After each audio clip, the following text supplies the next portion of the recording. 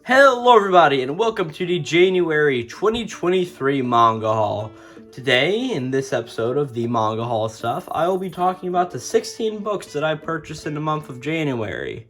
And before we get into it, I've got a few things I just need to say here. You may be wondering why the January Manga Haul video is coming out halfway during February.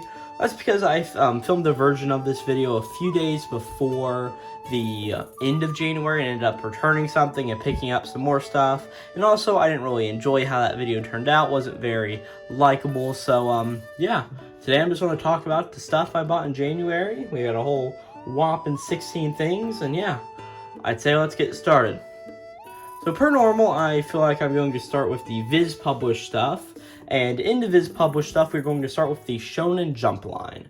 Now, there were a good amount of new releases in the Shonen Jump line in January, and that's really just what the most of the stuff is here. It makes up about half of stuff by the guess. So without further ado, let's pull out the first three books here. So we have The Elusive Samurai, Volume 4, Dr. Stone, Volume 24, and Mashle Magic and Muscles, Volume 10. Now, these are all the continuations of their series, respectively.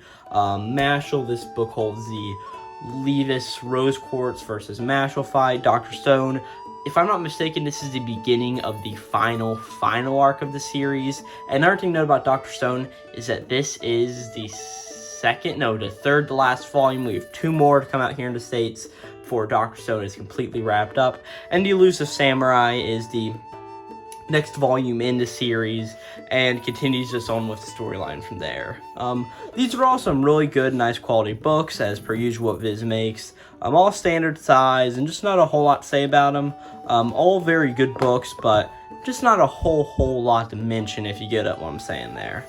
So the next thing I have that I want to highlight is Tatsuki Fujimoto Before Chainsaw Man. So this is a collection of 4 short stories by Tatsuki Fujimoto in between the ages of 17 to 21. This is the first of 2 collections. If I'm not mistaken, we still have 22 to 24 yet to come out. But yeah, this is by Tatsuki Fujimoto, of course, the guy who did Chainsaw Man, and it holds 4 short stories by the author. I don't think that anything in here is as good as what is in Chainsaw Man, but you definitely do hold some interesting stories in here, and while some of them aren't amazing, they are all sort of worth reading if you do like Chainsaw Man and some of Tatsuki Fujimoto's other works. Now, I don't really like the whole play of doing the Before Chainsaw Man thing, right? I don't know if it's called that in Japan or not, but still, I don't really know if I quite like that, defining an author by their most popular work. Granted, of course, that's what people will know Tatsuki Fujimoto for, and this is what will make this book sell. But I'm not really a whole fan of that. But yeah, if you are a fan of Tatsuki Fujimoto or Chainsaw Man, definitely check this one out. Nothing more to say about that one. We then have Kaiju number 8, volume 5. This is the continuation of Kaiju number 8 in a volume 5/4. As usual, a really nice high gloss cover with a really just nice build quality for Kaiju number 8. Of course, Kaiju number 8 is that Jack of all trades, master of none series, which is really good in many respects, but in many it sort of just falls flat and isn't as entertaining as many other series are. I don't think it's bad, but it's also not amazing. But that's something to scream at Kaiju number 8 about. It's definitely enjoyable and definitely is something that is worth reading if you are a fan of series such as My Hero Academia or a Black Clover, any sort of shonen like that. It's definitely worth checking out. And what do we have next? We have Undead Unluck Volume 10. This is, of course, a continuation of the Undead Unluck storyline. And if you know me, you know that I am a massive fan of Undead Unluck. And fun fact about this note, this month both had Mashle Magic and Muscles Volume 10 and Undead Unluck Volume 10. Now this is very interesting because these were only supposed to come out a month apart, being that they did start a week apart in Shonen Jump with Undead Unluck coming first. And Undead Unluck's first volume was released in May of 2021, while Mashle's first volume got pushed back to July of 2021. And it's very interesting to see that After all this time and only having 1 week apart, and Undead Unluck not taking as many breaks as Mashal, we are now caught up in terms of volumes, and now Mashal will be ahead instead of Undead Unluck being ahead. Granted, it's not really something too interesting, but it's just sort of a neat metric if you like both series, which I do.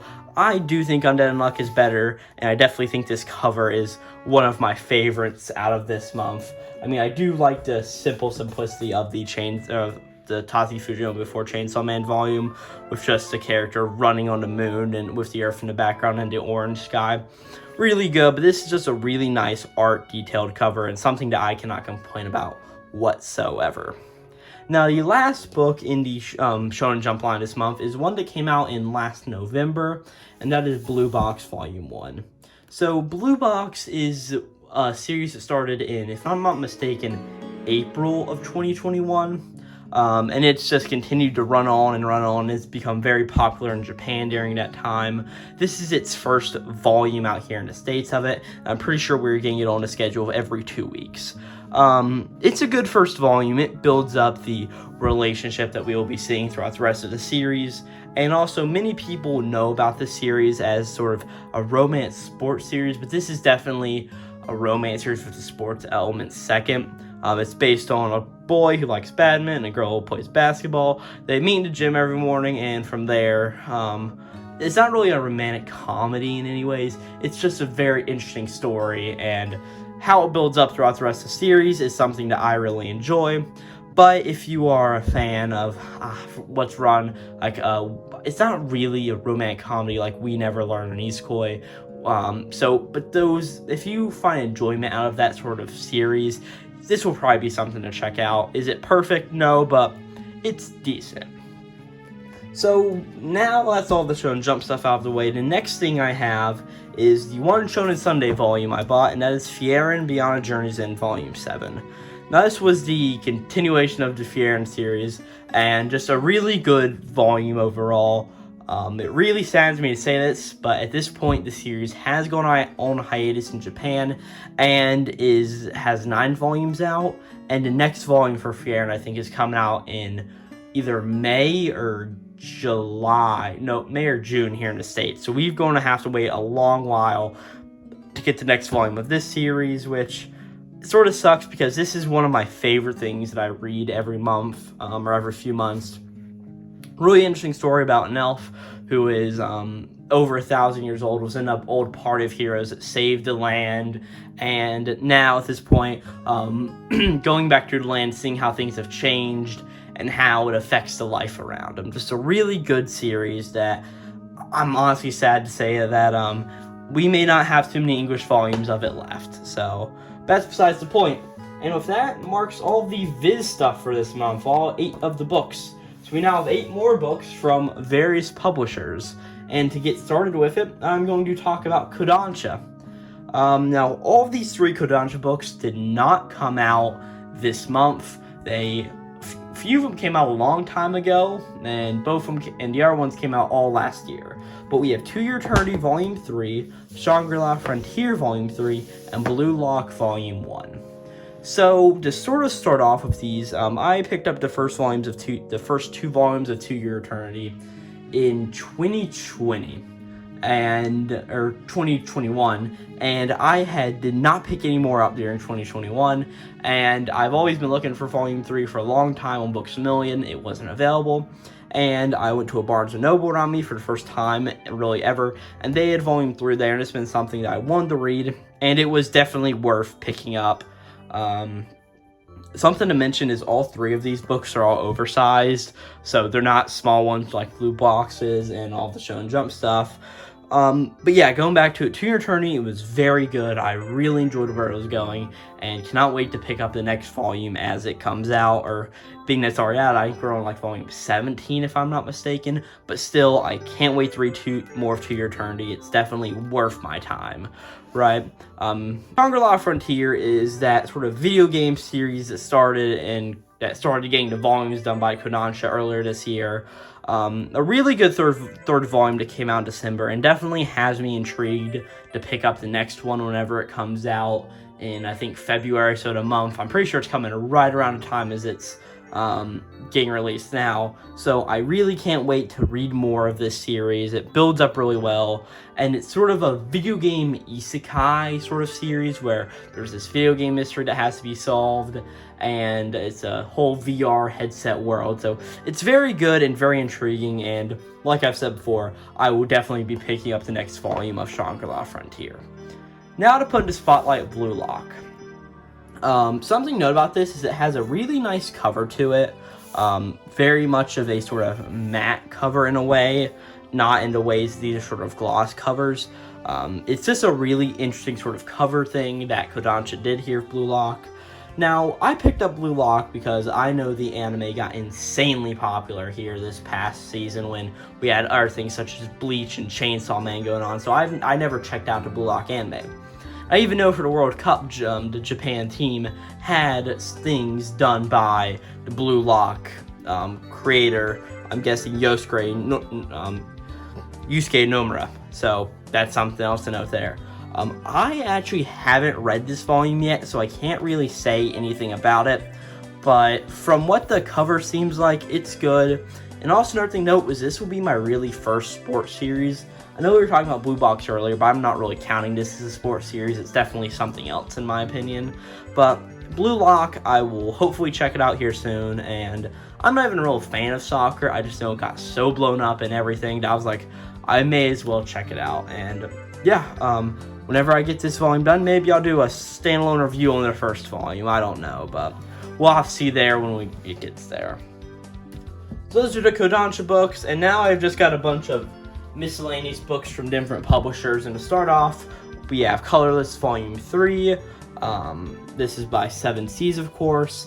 Colorless Volume 1 and Volume 2 are very interesting, of course. The whole gimmick of the books is it's colorless until it isn't. So it's a black and white manga until it has splotches of color in between it. Really good idea. Really nice sort of heavy book, and you definitely paid a price for that, being that these are pretty expensive, all things considered. I don't own Volume 2, but I have a friend who did, and I read his Volume 2. And this is the one thing about Colorless. For the life of me, I can't remember what happened in the last volumes. I think it's good, and it definitely has a really cool gimmick, but the volumes are very expensive, and it really is this idea of you sort of need to reread all of the volumes, because to read Volume 2 I borrowed from my friend, I had to reread Volume 1, and to reread this I'm most likely going to have to reread Volume 2, which means I haven't read this yet, and I want to. It's just, it's a very forgettable series, right? I don't think it's, like I said earlier, Kaiju number 8 being a jack of all trades, master of none. I think this series sort of may be the same way, but it also may be a very forgetful series at the same time that is really going to be hard to remember as time really goes on. The next book I have is Oshinoko by Yin Press.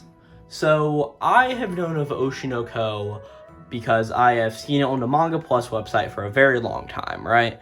I never knew what it was about, and I picked up this first volume on a whim because me and the same friend who was talking about Colorless, we were talking about it, and we're like, yeah, let's read that sometime, because one of his favorite series is Kaguya-sama Loves War, written by Ai Asakasa, or Akakasa, I'm getting two tongue tied. But, yeah, so we both picked these up, and I gave it a read, and oh my goodness, this first volume blew me away.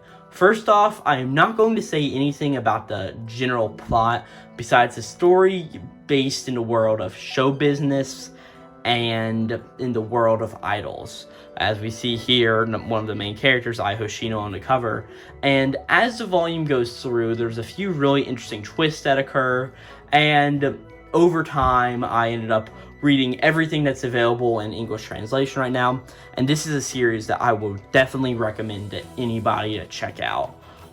Sort of just to throw something out there, it's a mystery in a way, but just don't take that for my word. Just read the volume and just don't look up any spoilers for it besides what's in the book description, because this is something that is definitely worth reading for sort of shock value that it gives. I will say that, because the twist is definitely there and it's definitely very interesting. A sad thing to note about this book, though, is that the next volume, volume 2, physically will be coming out, I think, May. So we are going to have to wait about 4 months between each one. And I don't really know if that's how Yin Press does their book, since this is the first book I've bought from Yin Press. But yeah, that's just really all there is there to that. And definitely check out Oshinoko if you ever get the reason or want to, because it is definitely worth checking out. Probably out of everything I've picked up this month, I would definitely recommend Undead Unluck, of course. Probably Shangri-La Frontier from what I've read, Dr. Stone, and then Oshinoko to most, because Oshinoko is insanely good. And pick up this first volume, read it, and if you don't like it, then that's your problem. So the last piece of merchandise I bought this month was a box set, and that is the Barnes & Noble exclusive Summertime Rendering box set. So I actually recently finished Summertime Rendering, and I found it as a very interesting series, and I went to a Barnes & Noble to go see what was up, and I saw this cover there of the box set, and this cover is peak art and fiction right here. I mean, I just love the squirrel on it and just the cover of it. So yeah, it's got 3 volumes of the 6-volume series. It's published by Udon, of course.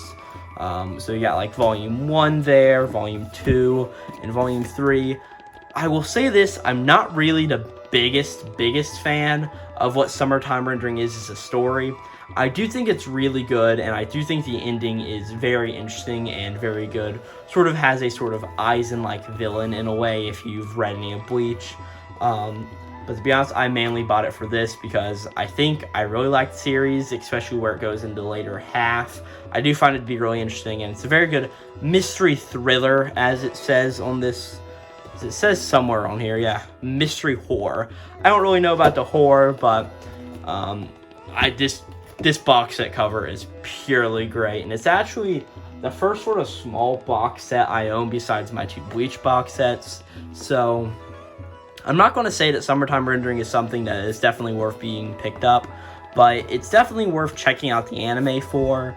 And yeah, that's what I've got to say about Summertime Rendering. I think it's good. I think this cover is probably one of the best things I've ever seen.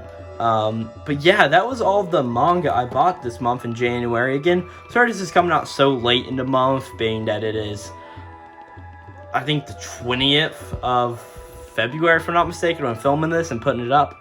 But yeah, a bunch of good books last month, and definitely nothing to complain about whatsoever. Got all of the Shonen Jump stuff, all the Viz stuff, Oshinoko, because Oshinoko was an amazing first volume, the Summertime Rendering box set, and just everything coming together. It was just really good and something that I cannot complain about. So yeah, if you enjoyed this, thanks for watching, and I'll see you next time. This will be Gold Plasma 231 out.